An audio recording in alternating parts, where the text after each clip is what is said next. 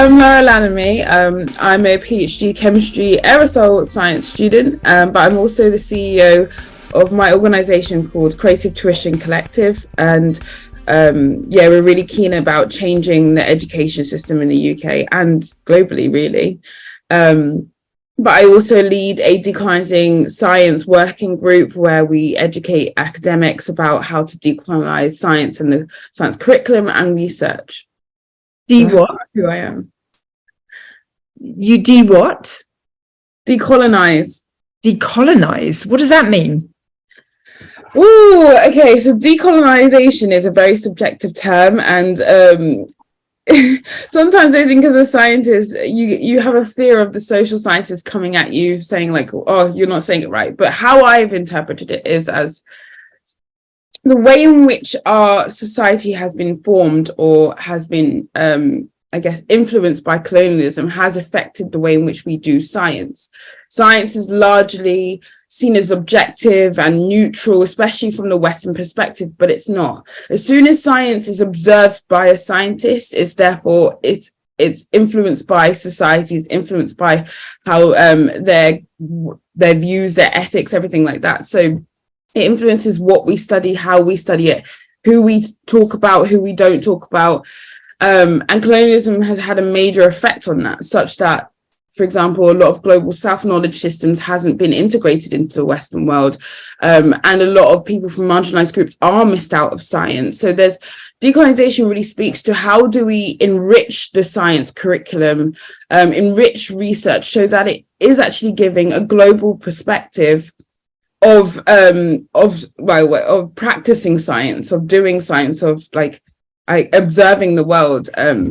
So I feel like decolonization is, for me, not the solution, but it's a way of allowing people to step back and look at how science was created and why it was created in the way it is and what inequalities it keeps, I guess, perpetuating in our society. So let's just say you are at the point of mission accomplished. What would science look like? See, okay, I love that question because I think as a scientist, we're very stuck on, okay, we make a hypothesis, we observe the hypothesis, and then we get the result. And decolonization is not like that. In the 4 years or 5 years that I've been studying and looking into it, my opinion, my understanding has changed, it's warped. Essentially what I'm saying is it's a constant learning. It's not like we do decolonize science and there it is, that's the product. What it does is I think, innovates science. It constantly asks us to question what are we doing and allows us to develop it in a way that it's inclusive of as many narratives as possible. I think though, at the end of, not really at the end, but with the products that I'm doing, what I like to achieve is for people to actually, be able to start to decolonize themselves. So it's in thinking about, okay, how am I affected by society? How does my positionality affect my privilege, and et cetera, et cetera. And I'd like them to be able to look at their courses and be like, okay, so how can I get students to kind of look at the world through a different lens, through an alternative lens? That for me is what I want to achieve. But again, it will change. If you ask me this in 2 years' time, I'm like, yeah, I did that. And now I've moved on to trying to develop a framework to use in, I don't know, curriculum development. It just changes, you know? There is no endpoint, which is really frustrating as a scientist, but it's also quite exciting, you know? Yeah, I mean, it sounds like you're tackling a gigantic problem. I am. Yeah, because if we were to just talk about the educational system, I mean, that's like trying to steer the Titanic. It really is. And, teachers do an amazing job.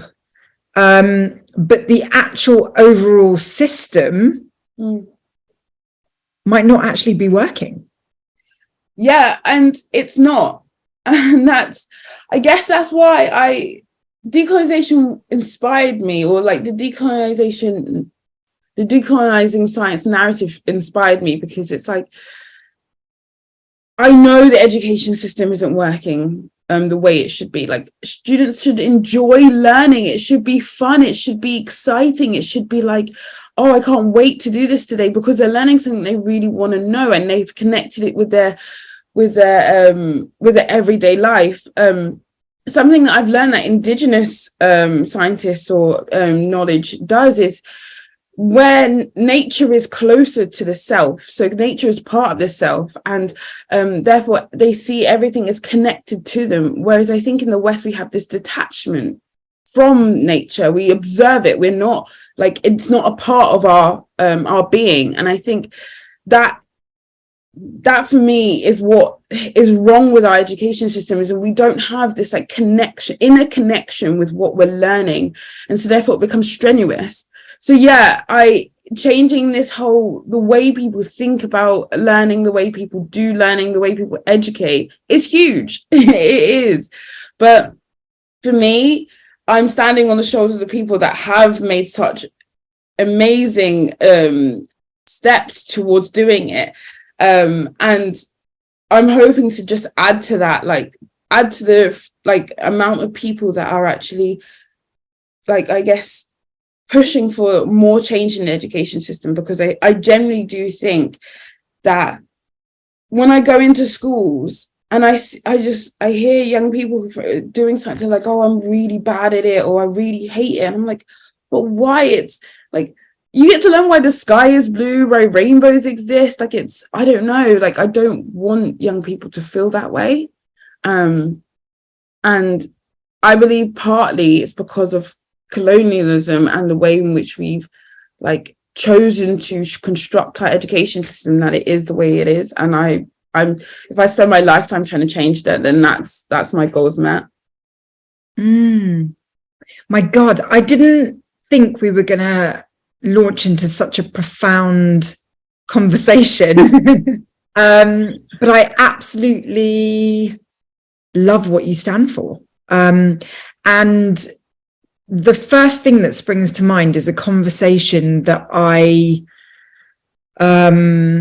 attended as part of the audience. And it was a conversation between a yogi, like a spiritual, wise Indian man, and a neuroscientist who writes for Nature magazine. And they were having a conversation, and a lot of the issues that you bring up were discussed in this conversation. And I remember just being like, I mean, I walked home, it was in the Science Museum, the IMAX studio cinema on the stage, and I walked home in a complete daze, because the yogi was talking about how Indian scientists, or scientists in the East, take a zoomed out approach, and they examine and analyze from a zoomed out perspective. And it's kind of like in line with Hinduism and Buddhism, this kind of like enlightened state being when you detach from everything and you like take this macroscopic view. And the discussion on the other side was about how Western science is always going micro. It's always zooming in. It's looking at the cell. It's looking at the protons and neutrons in an atom. Like everything's like, let's dissect and like go back to like fundamental first principle particles. And I was just like, I am now listening to why I have been so torn my whole life, because I'm, from an Eastern origin, but I was born and grew up in the West. And it's like, not conflicting, but like two ends of a spectrum of looking at things. And you're talking about that right now. Yeah, I mean, everything you just said, I loved. Because yeah, you're right. And for me, I feel that tearing. Like, even though I know I was born in the West, I feel this like, why are we learning subjects? That's, for me, microscopic. We need to be learning concepts. Like, imagine if we learn about energy, but we learn about like energy in terms of physics, we learn energy in terms of spirituality, we learn energy in terms of like human interaction. Like, we learn things in concepts where we can connect the subjects together. And that's, I think, part of my decolonial approach, is trying to make things interdisciplinary. Like, why do I have to separate my artistry side, like my creativity when I'm doing science? Actually, science is hugely creative, but again, you don't see the two next to each other very often, or celebrated together very often. You literally have to choose. Yeah, you do. I had to choose. Like, I wanted to go to art college. Luckily, actually, my brother did stop me, well, kind of convinced me to think about it more.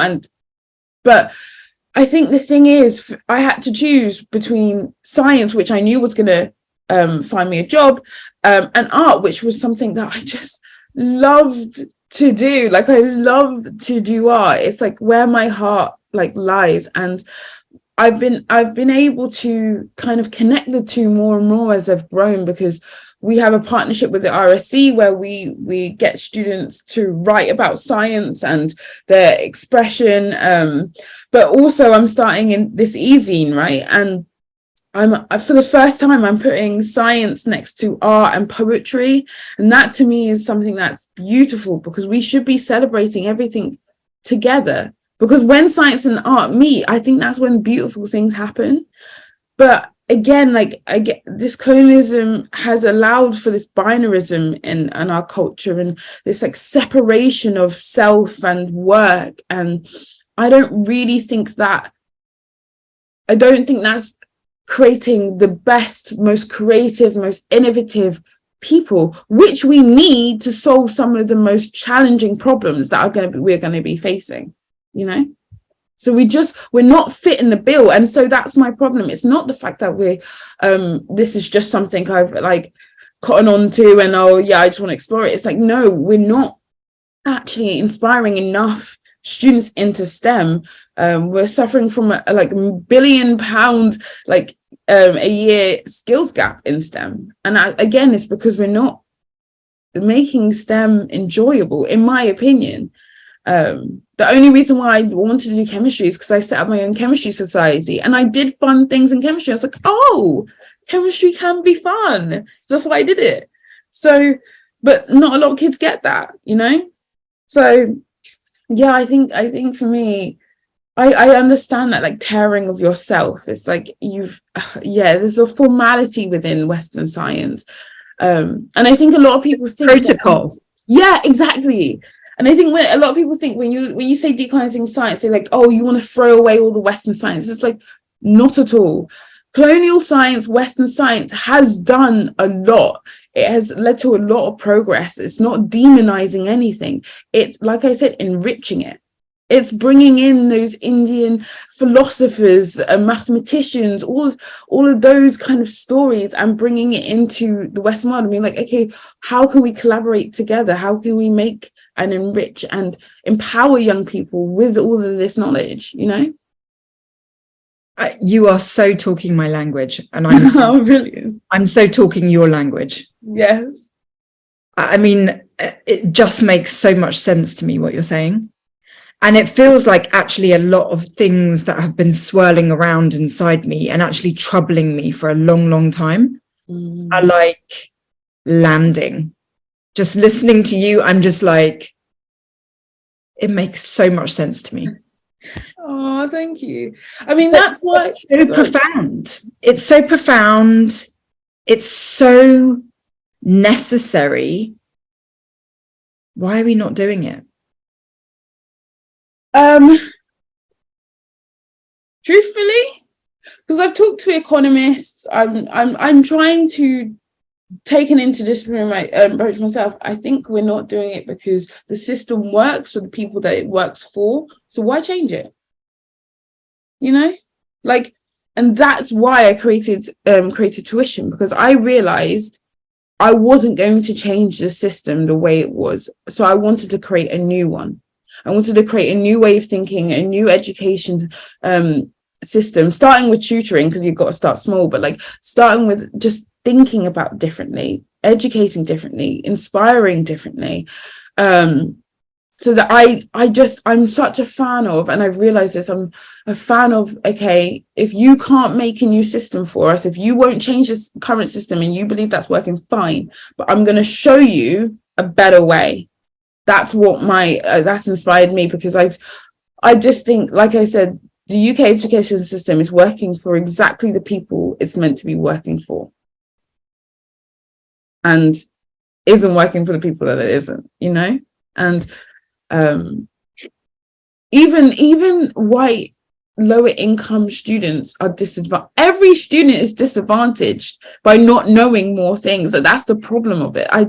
Everyone is at a disadvantage of not knowing about ancient African traditions and just indigenous mathematics. Like, some of the stories I've heard, it's incredible.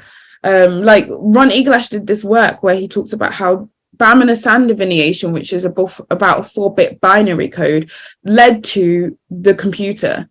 And just knowing that, like, an ancient African tradition led to the computer, I was like, it blew my mind. I was like, what?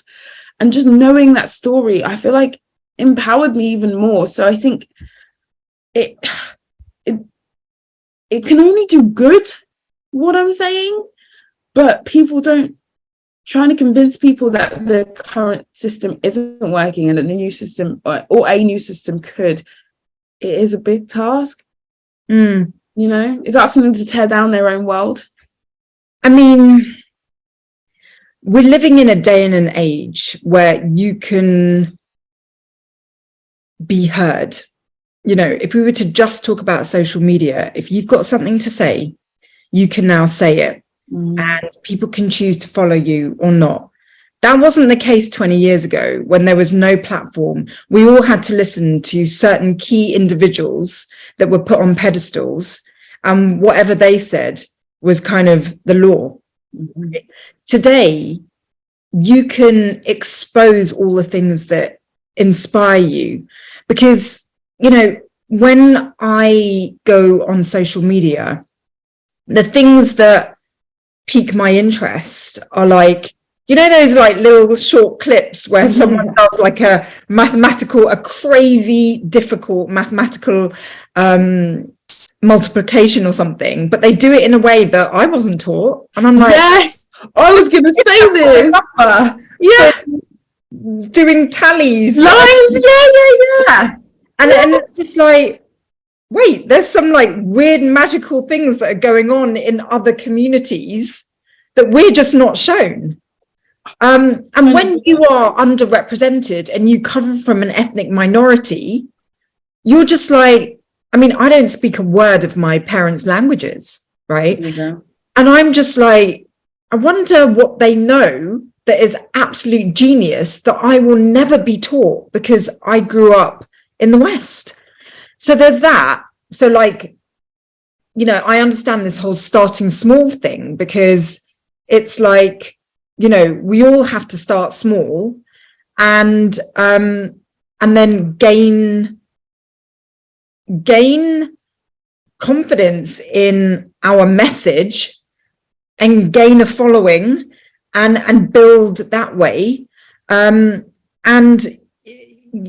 my God, like, so much of what you've said, I really resonate with, because, like, for example, the book that I wrote, I went down a very academic engineering route, and lo and behold, I'm not in engineering anymore, you know, for want of a, you know, I mean, call a spade a spade. I'm not deeply in engineering anymore. Why is it that I went through a whole academic system doing everything the way I was expected to do, university, doctorate, all of that, and I'm not in engineering. And then I write a book where I'm writing about professors in academia, but also apprentices, and hearing and witnessing their absolute love for what they do. What is the difference? The difference is they are immersed. It's not like, oh, let's point over there and look at things from a distance. It's like getting immersed. I loved what you said about nature. You know, it's like, how does this apply to me? Why does this affect me? Finding those areas that really strike a chord within people, whichever ethnicity they're from. Yeah. I mean, this is the thing, right? So I cannot believe you just said that, because I was on Instagram and I saw them doing like there was, I think it was Vedic mathematics and another Asian mathematics, and they were using lines. I was like, oh my god, why have I been taught long multiplication when it's this easy? But the problem is, if I ask my tutors to teach young students to do that, they go and do that in their school, teachers will mark that down because they're like, well, didn't do it in the way that we know it should be done. And so I think starting with teachers, and that's kind of one of the strings of what we do, looking and starting to educate teachers and trying to change that system as well, I think is really important, because like, I don't know why we aren't using other methods that are easier and quicker. And it's our mind, and actually artistic. Yeah.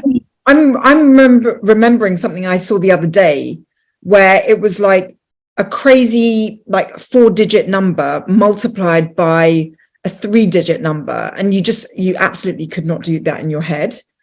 I know how to do that. You know how to do that using traditional multiplication, you know? But the guy put like lines, and then like vertical lines and horizontal lines, and then pointed out the nodal points where there was a crossing of lines, and counted those nodal points up and basically came to the answer. Yeah. And it was like, not only was it mind-blowing that mathematically it was correct, but it was really beautiful to see this mathematical thing come to life, like visually. And like, I find what you were saying about engineering and why you're not in there. I know I don't know your story, but I think it's the same story as me in chemistry, actually. I've done a whole PhD. I don't want to stay in chemistry. I just don't.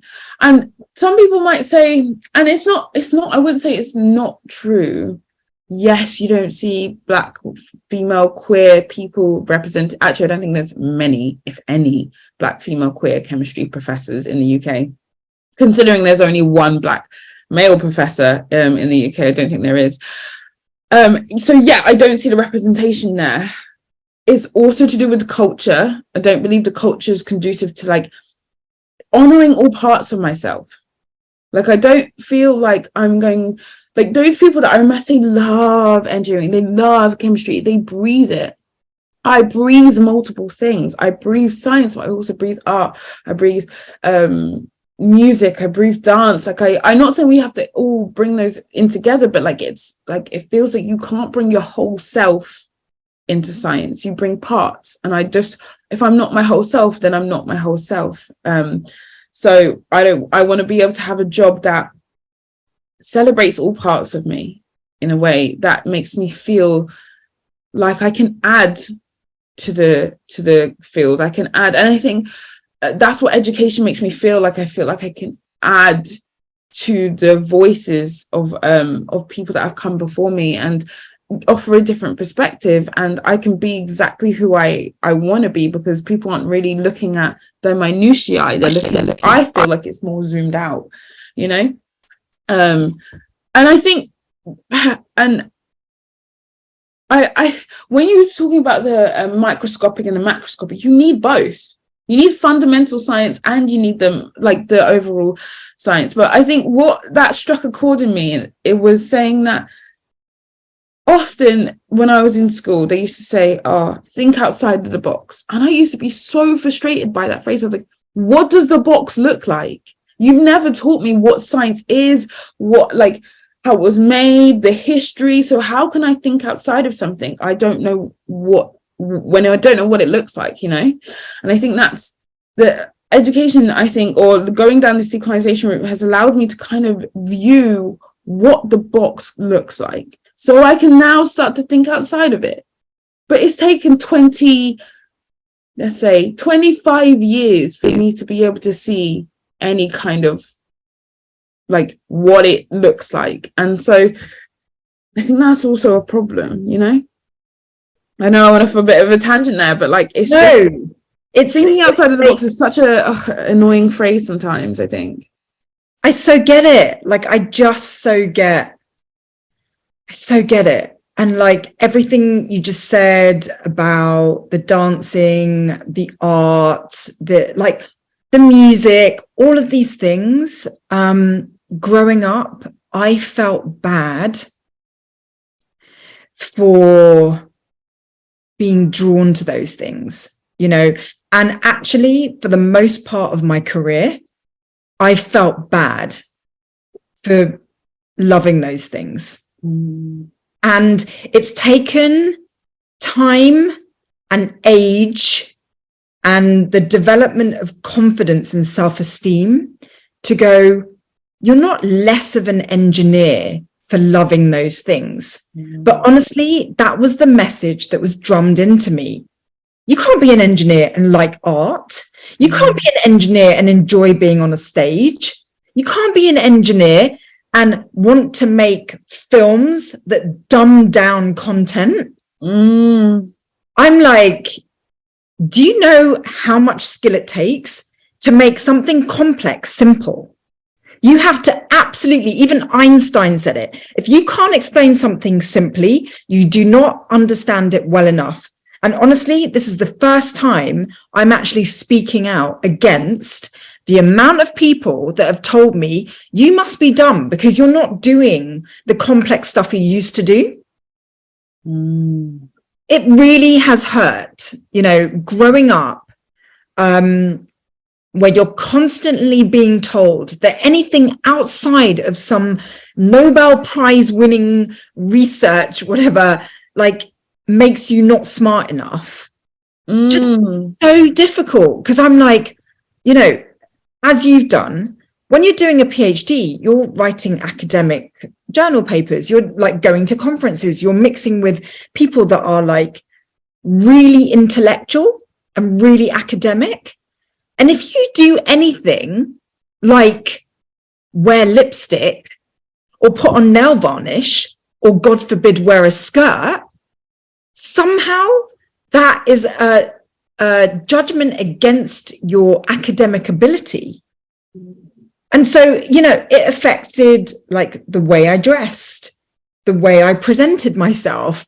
And so, as you say, like I had to turn down the volume of certain parts of myself just so that I wouldn't be condemned for not being 100% intellectual, because apparently that's like the height of everything.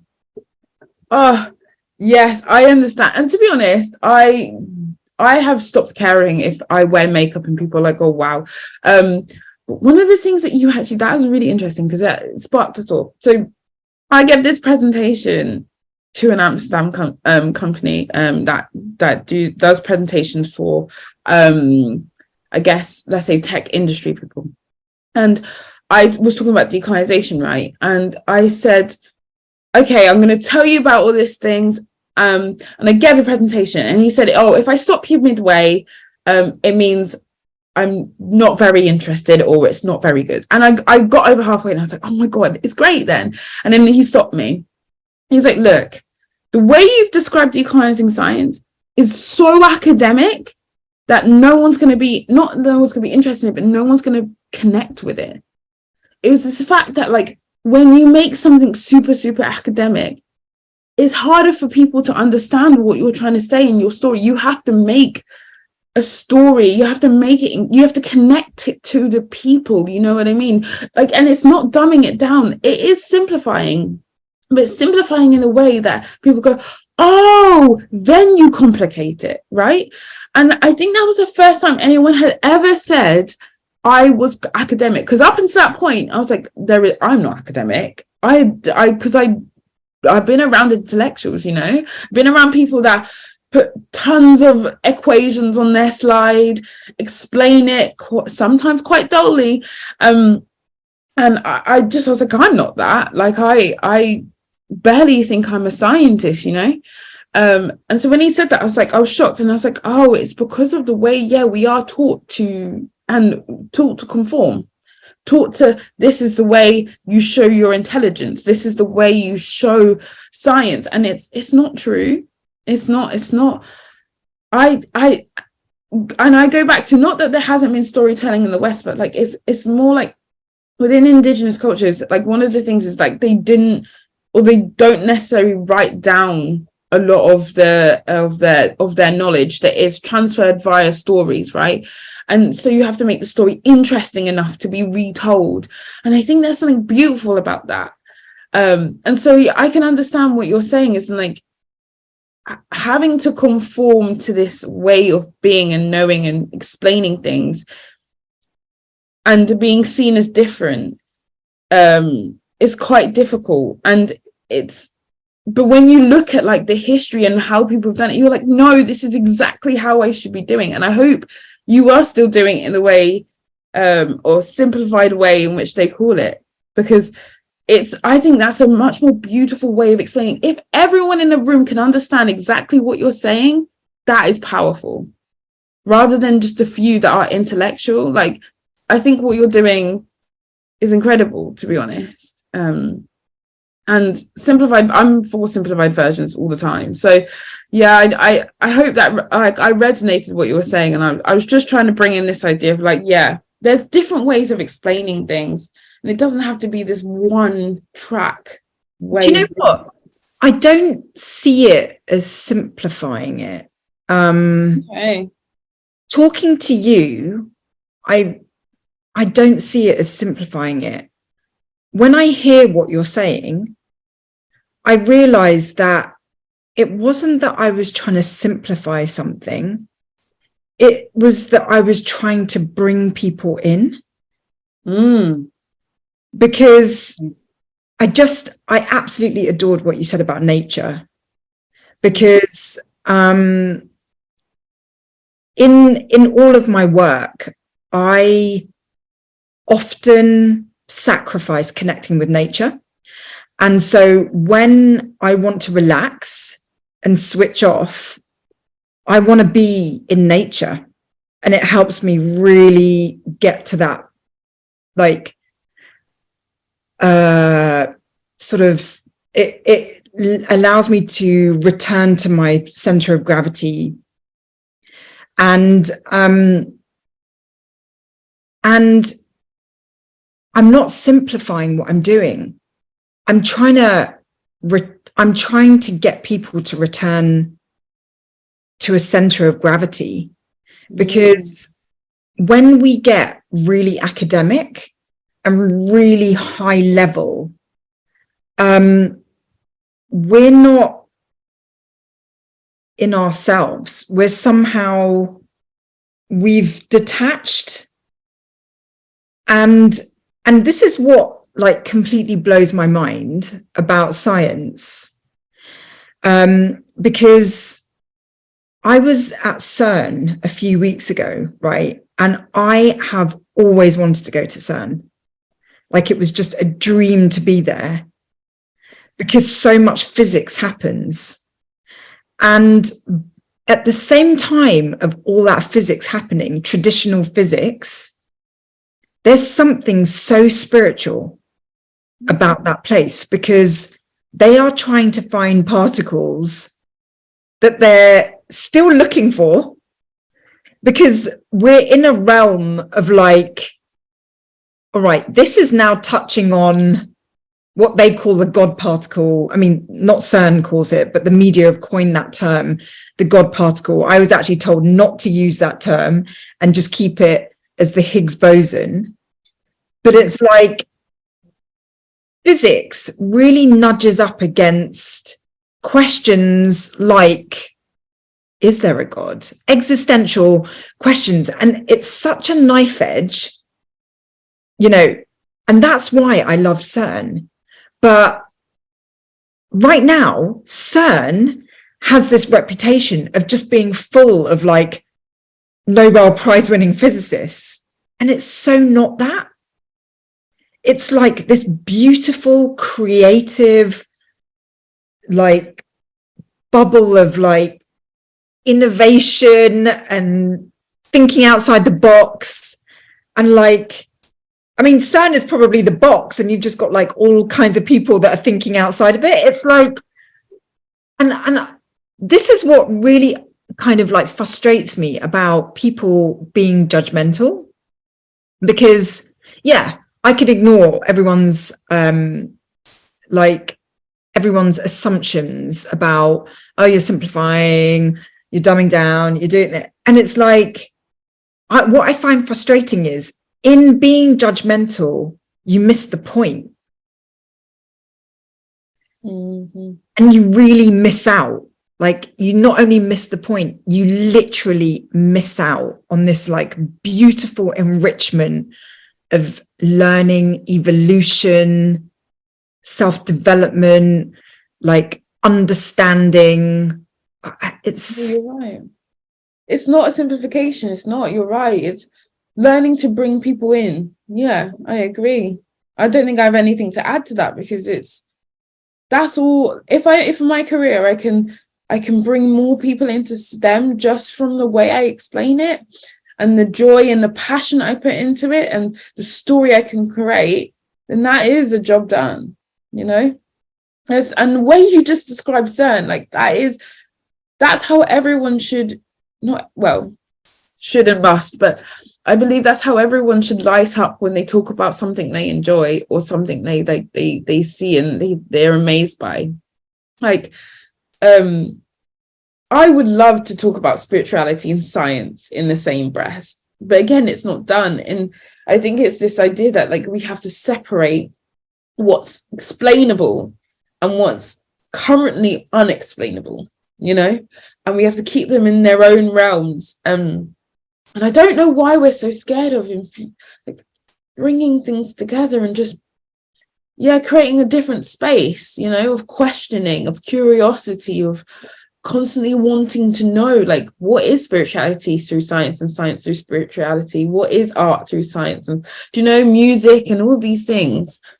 So, I agree with that. That's why the educational system, I'm so happy that you're making strides in trying to change things, because I think one of the major things that the educational system is lacking is this acceptance that people make mistakes and fail. Oh, 100%. 100%. That's the part of not knowing, unknowing,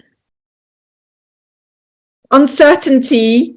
I just think in the UK, and I can only speak of the UK system, we make students choose too early what they're meant to do, and then we say, when you fail, well, that's your career over. Like, I didn't do very well I didn't do as well as I should do in my ASs and my A2s, and so I didn't get into medicine, and that's been part of my story. I literally tell people, I'm like, look, I failed my A-levels and my A2s, like I didn't get the grades to get into medicine, but that was the best thing that ever happened to me, because I do not and should not be a doctor, medical doctor anyway. I was lucky enough to have the sense enough to go into chemistry. No one told me to. I was like, okay, chemistry. Best decision I ever made through a mistake. Again, in the first year, failed my first part of my maths degree, got kicked off the course and the one that I needed to do. Best thing that ever happened to me, because I wouldn't be doing aerosol science if I didn't. And what we need to teach young people is like, make your mistakes, but the best thing you can ever do is pick yourself up and keep going. Realign, reanalyze, think about where you want to go. Where does your like where do you fit in terms of world, and strive towards that. Like I tell people to create your like short-term, mid-term, long-term goals, your vision board, and trying to create small steps to where you want to go, because you may fail, but when you have this vision, then it's, do you know what I mean? It's always there. And I don't think that's what we do. We do vision boarding with young people because I don't think we teach enough that like your life will ebb and flow and you're meant to make mistakes. Like that's how I've learned, through people calling me out, being like, that's not how I would describe decolonization. That's not what I would say it is. And me being like, let me sit with that. Okay, yep, I made a mistake. And then I corrected. You have to learn through that. Like, otherwise, what are we doing? It's so tricky though, because when I listen to you, I see someone that is, has a really strong calling. I really feel the power of your calling, right? And it's like you've done all these amazing things, like PhD in chemistry, like all this STEM amazing stuff that's really impressive on a CV. Mm-hmm. But your calling is so much bigger than that. Mm-hmm. It is. It's so rich, and it's so not necessarily like science and logical and rational, but it's like in this like magical, creative, mystical sphere, right, that informs the STEM but inspires it. So it's huge, right? And it's like when people criticize, like this is why failure is such a fragile thing, because it's like when you fail, when you have failed, it could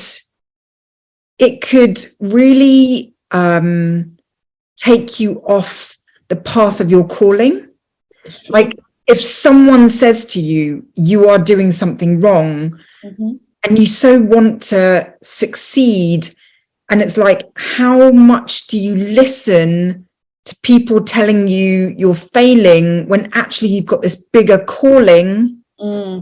It's like not easy. I'll tell you something.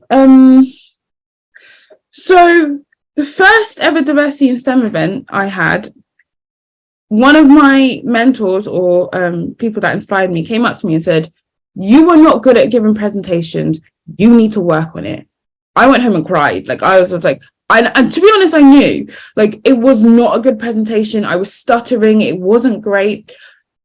And the thing is, because my mum gave me so many opportunities to, like, I did performing arts, so I did I did arts, I did sport, I did dancing, all those things. I went away and I was like, okay, how am I going to listen to this person? I think that's how am I going to listen to it? Because like, yes, you can take it. I could have easily been like, okay, right, should never give a presentation again. Like, I'm really not good at it. I'm really bad at it. Well, what I did is go, okay, I know I'm confident. I know I can perform. What was wrong on that day? What did I not put in place that allowed me to be my best self, be funny, be performative? What happened? And it's through that analysis, then the next year I came back and I smashed the presentation, so much so that people loved what we did. And so it's how, and I think also my family has taught me this as well, it's how you deal with failure. It's not what the failure really is, you know? It's like, how do you, and actually it comes also from this inner spirituality as well. It's like, how do you self-reflect? And how deep do you go? Like, we all have demons. We all have that thing on the shoulder being like, you're not good enough. You're not meant to be here. Give up, right? We all have those things. But what power are you giving to that voice? Like, how much is it taking up of your brain? Because for me, I'm trying to lower the percentage of what I listen to that voice. So I'd say completing my PhD, I'd probably hear that voice about 10% of the time, and I'd probably listen to it like 5%, you know, because I'm trying to understand that like it's always going to be there, but it's the power you give it and the power that you allow yourself to to have instead, I think. Sorry. So yeah, I think for me, we have to learn how to fail in a good way. Don't know how to, but you have to learn how you do it personally. Like, what's going to help you? Because my method of going in, listening to myself, healing, going to my therapist, talking to my friends, that's my way. Some people need to like draw, some people need to go and dance, some people need to listen to music. Like, find your way to recenter yourself, because once you do that, once you find your sweet spot, then failure just becomes part of your story. And no matter how big it is, you do know that like you're gonna come back to that center again. Nothing's so big that you can't recenter yourself and start again.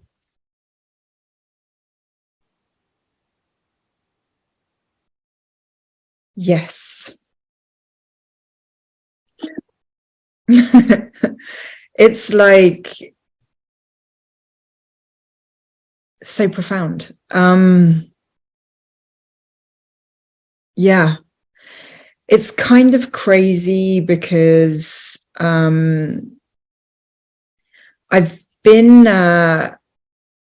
really been trudging through life. Doing my PhD was really hard. Migrating out of engineering into an industry I had no idea about, knew no one, no clue. And trying to always stay on the path of my own calling, even at times where I'm like, what the hell am I doing? Why am I doing, like, where does this come from? And doing it anyway. I can say that the more I have achieved has not correlated with the little gremlins on my shoulder telling me I might actually be screwing up, So what I'm trying to say, put another way, is like, the more success you get, it doesn't make those voices get quieter. Nope. And it's like, what you have just said really is almost like, some people say that God or the universe, whatever force is greater than us, right, speak through people. And I really feel like this conversation has given me everything that I really need to hear, because recently, especially with the publishing of the book, like, some really big things have been really great. Like, things are on an upward trend, but I have never needed to get recentered more than during this time. And, when you talk about people maybe listening to music, going to dance, like, however they recenter, I have been really needing to go back to meditation. That's how I recenter, right? Everyone has their own thing. And for a few days now, I've been really like off balance, because major stuff's been happening and I'm just like not centered. And it's just like, it's such a beautiful message that you carry, because the way we deal with failure and criticism and all of those things is almost counterintuitively to not like go towards that criticism like a bull in a china shop, but actually to zoom out and try and connect with that bigger calling that we all have. Yeah, 100%. I'm really glad that you do have something that recenters yourself. Like, that's why I feel incredibly lucky, because I haven't faced a failure in a long time. So I know it's really easy to say when you feel like in a place of comfort, but because I found my why, and this is what I tell students and everyone I meet to do, find your why. Find your why are you doing this? Why am I getting up in the morning? Like I guess the parts that are hard for me now is like I do 10, 11-hour days trying to get my company to work, to get donations, all these things. And sometimes I genuinely just want to give up. I'm like, do you know what? I'm done. I want to wash my hands of it. I'm going to get an average job, just be part of the system. That's fine. But then my why pulls me back and goes, but is that really what you want to do? Are you not just finding it hard? Do you not just need to recenter yourself? Do you not just need to take time for yourself? Maybe sit in the garden, feel the sun on your skin and feel part of something bigger. And that's what my why does. It makes me feel a part of something bigger. I'm contributing to, I don't know what, but I know at some point I'm going to look back and be like, I am so glad I did that. I'm so glad I changed that. I'm so glad I said that. Because you actually never know who you're going to affect. Like you today have, again, reinvigorated me. Like I don't know, everything you've said has made me feel a lot more centered in myself. I don't know how to explain it. It just feels I feel very empowered today. And so like, you never know who you're going to affect in your journey. So don't take everything you're doing for granted, like, and that's what I truly believe. And that's how I come back to, okay, yeah, this is hard right now. Doing a PhD, hard, very extremely hard. But at the same time, it's worth something, it's for something. And I think that for me that's what keeps me going, and that's what keeps me coming back to myself and feeling like I guess restocking that energy. I don't know how to explain it, like invigorating that energy, What you're doing is part of a tapestry. Yeah, that's how I describe it.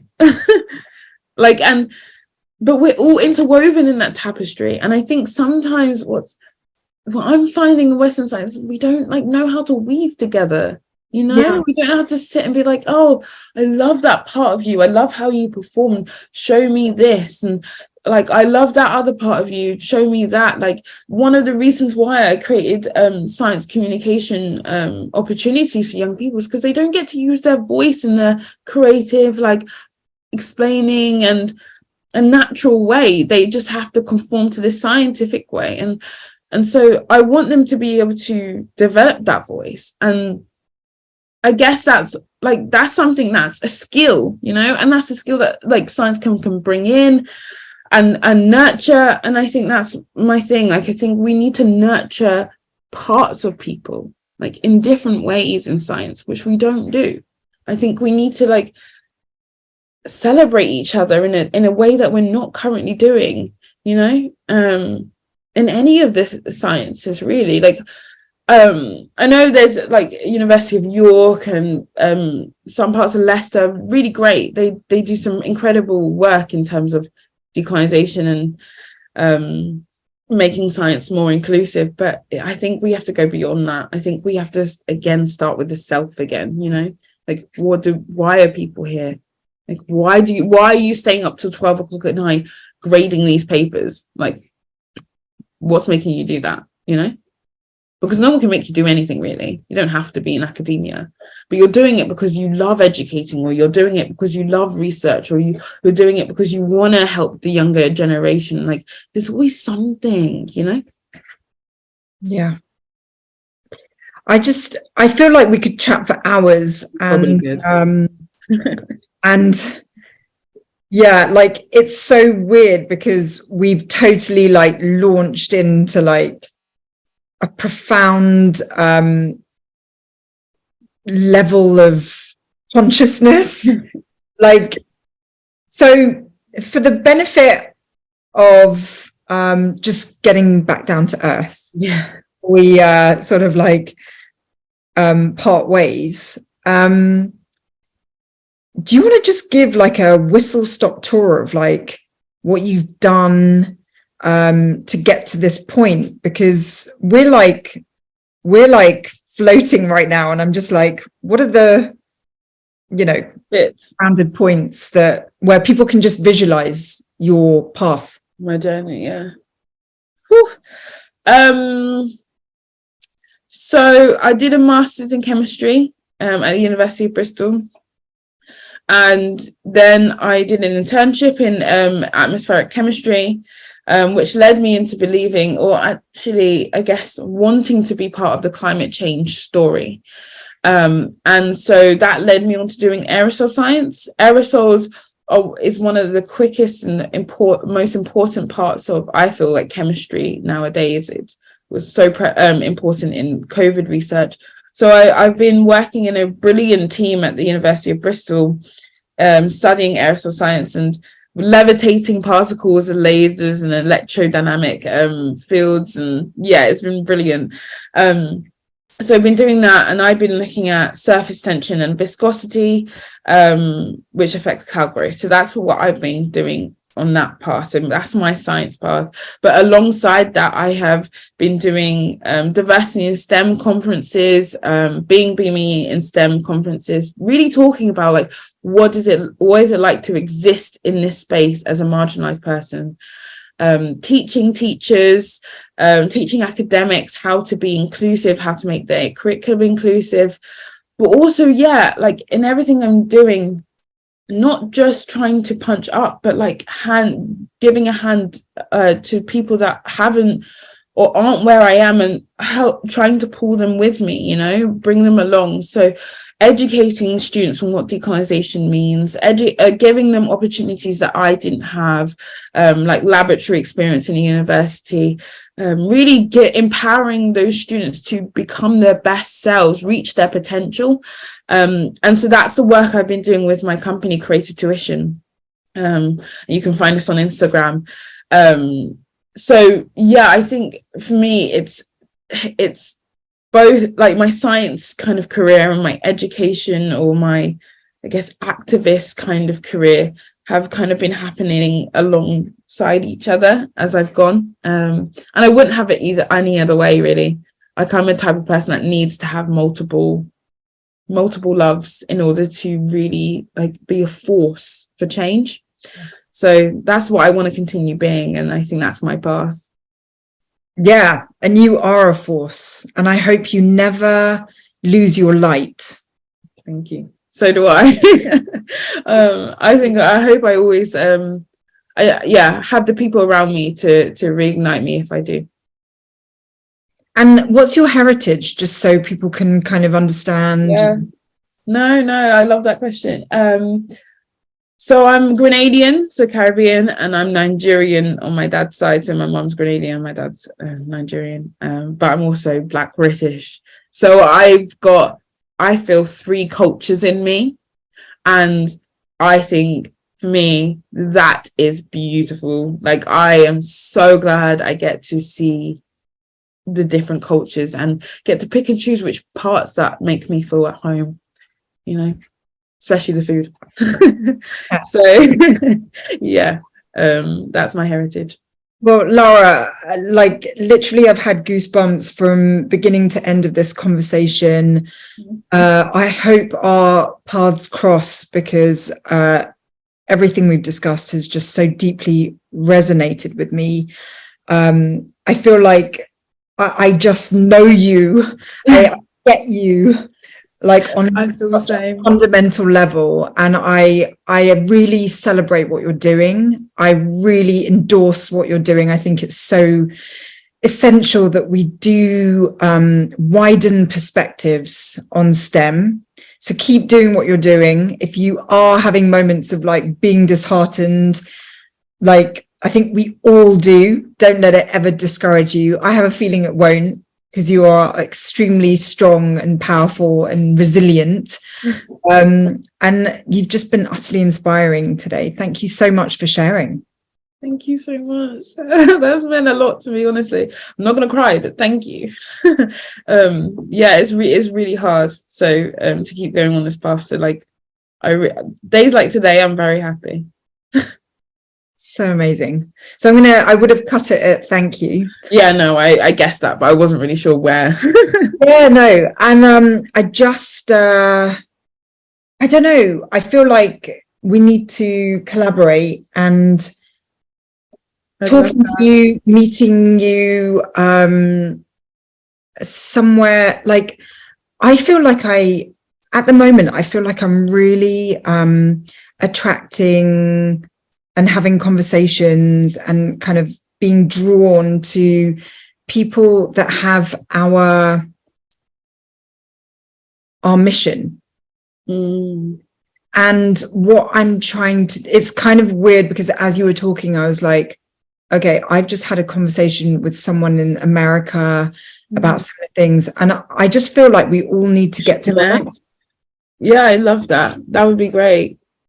I think we should do that. I think I don't want this to be the end of contacting you. Like, today felt really, really good. I hope you know that you're really good at making someone feel comfortable.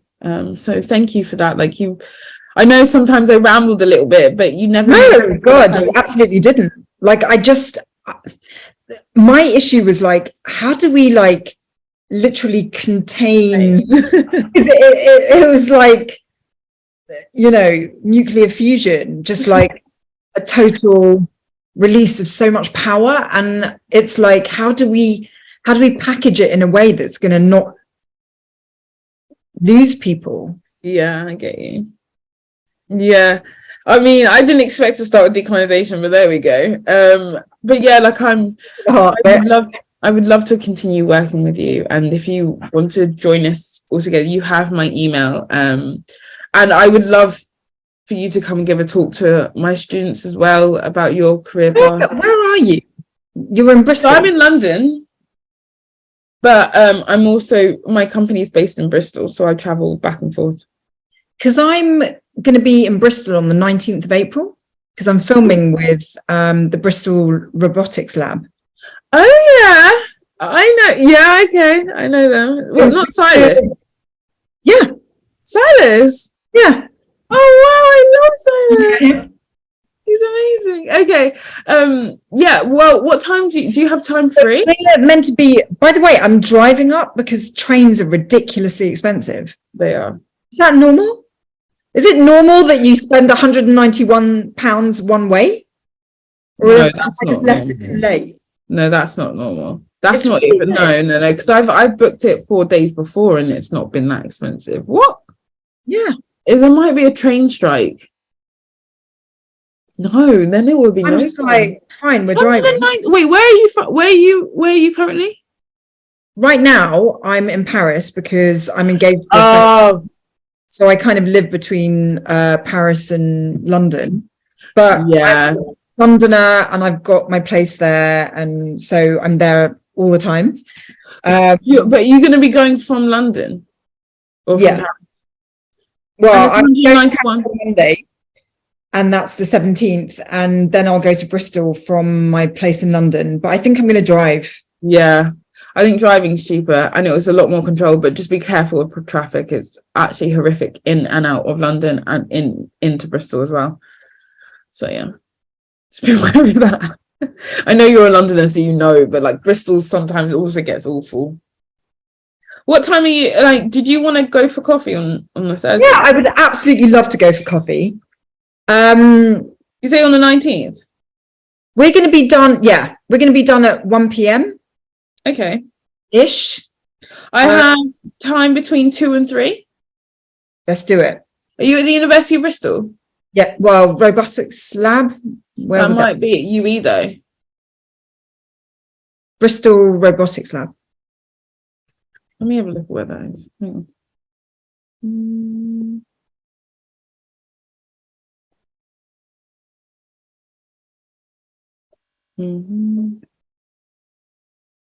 Oh no, yeah, that's fine. It's the University of Bristol. Yeah, that works for me because I'll be already there. Let me put that in my diary because I'm just so. Oh, hang on. Supposed to be having lunch back in London. Are you actually going to be in Bristol on that day? Yeah. But like I said, like this week is still quite chock-a-block for me, but like I'm in London the week after, so we can meet in London if you'd like. Or have you got to go back to Paris? I'm only in London well, I'm Cambridge Monday, Guildford Tuesday, Wow. Leeds Wednesday, and then Thursday I fly out. Damn. Wait, Yeah. what do you currently do now then? Are you still an engineer? No, I mean, I don't do engineering anymore, if I'm just like completely transparent. But just published this book. Silas I saw it. It's on the order list. So Silas is in the book, and that's why I'm filming with him, because I'm doing a massive social media campaign around the book. Yes. And actually, I'm thinking, like, is what you do really visual? Yeah. Like with the lasers? I don't know, like what stuff do you do? Because maybe we could do a film with you. I mean, we do. I'd have to check with my boss, but like we do. Like I said, we levitate particles with lasers, and aerosols. Can you see that, or is it all so microscopic that you wouldn't even? Oh no, it's like a massive green laser. You can definitely see it. And what's the overall, like, what's your research about? Like, what are you? So, like I said, like we look at the macroscopic. So we look at the properties I do atmospheric. But I mean, if you walked into the lab, it's like there's a lot, everything, everywhere. But I looked at how particles grow into cloud condensation nuclei and therefore grow into cloud droplets. So we look at because clouds have a net cooling effect on the planet. We're looking at what affects cloud growth. But there's people in the lab looking at like COVID, like looking at lung fluid, looking at there's so many things in the lab it's really cool. I think it's a really cool lab. Pardon? You're an engineer. Could you an engineer? Oh no, I wouldn't call myself an engineer, but aerosols does feature in engineering. So you're more of a chemist? No, it's just if we could somehow make you fit into an engineering category, then I could put you in the campaign. But like, I see. What do you think? I don't know if we can do that because again, chemistry by trade, but I do. The thing is, I've done. It depends on what perspective you want to give, right? Because I've worked with the engineering department and brought a load of students to the engineering department to do some civil engineering, and so I could probably talk to them about filming there. Basically, what I'm saying is I try to make engineering more accessible for young people. That's what I do, like part of what I do. I don't really do much of the actual sciencey bits. Well, I don't want to anymore. I want to like throw that out the window. Yeah. No, it's just the book is Engineers Making a Difference, right? Yes. Silas is in the book because he has made robotics and like, everything's robotics. Like he's a robotics engineer. Yeah. And with you, if we could somehow film something super visual, like this idea of like understanding how clouds grow is such an easily relatable thing, especially if it's about climate change. But if we could film something that is chemical engineering slanted, yeah, highly visual, and where people, watching the video on YouTube will like either tell their friends or be down the pub going, did you know that engineers are like learning how to seed clouds or whatever to stop climate change, like something that basic. Yeah, I get you. See, the thing is, if you give me more time, I would have spoken to Agawal. He does organic chemistry, but he worked as Silas on creating robotics so he has a whole robotics wing with like synthesizing drugs and things like that. That would be we might meet. Yeah, I mean, depends what Silas has set up for you. You might be able to, because that was his last project, so he might set that up for you. Yeah, let me look into it because I can't speak on the chemistry engineering side. I mean, I can only speak on the chemistry side of cloud growth. And actually, yeah, you're right. Like engineers have started to seed clouds, and it's a whole issue. But yeah, I can't speak on the engineering side. Equally, I'd still like to meet you. So Yeah. if you have time on the Thursday, on what, the 19th, did you say? Yeah. So it takes about 2.5 hours to drive back, right? So Yeah. if we had a coffee till 3, Mm-hmm. then I'd be back at 5:30. Let me just see something. Yeah, I mean, we could do that. Let's pencil it. Yeah. Basically have to meet a producer in London, but it could easily be later. Okay, that makes sense. Well, Yeah. So if we can schedule 2:15, because I'm gonna be in Engine's near the station, but like it doesn't take that long to get to the University of Bristol. So like 2:15 to 3, that would be really great, just to have just a chat. Yeah. Okay, cool. I'd love that. By the way, you have been recording this whole thing, so you're just gonna have to chop a lot off it. Oh yeah, don't worry. But yeah, I'll put it in my calendar. Lalami. Yeah. Cool. Awesome. Well, Perfect. hopefully see you on the 19th. Yeah, let me know. Pardon? Thank you so much for today. Oh God, no. Like, thank you. Like I wasn't sure what to expect, but this has been brilliant. If you need any of, I don't know how you promote this, like if you need any of my like Instagram handles or anything like that. Yes. Actually, let me follow you now. It's at Creative Tuition Collective. Or do you mean on LinkedIn? Are you the same on LinkedIn? Yeah, but just without this. Instagram is the same without spaces. So it's Creative Tuition Collective. Yeah. Okay. Yeah, so this will be on in about 3 weeks. It's always posted on a Tuesday. Okay. So 3 weeks, and I put it on LinkedIn. I put it everywhere, like YouTube, LinkedIn, Instagram, Twitter, and so I'll try and put like all your handles out. That would be brilliant. Thank you so much. Have a lovely day. You too. Take care.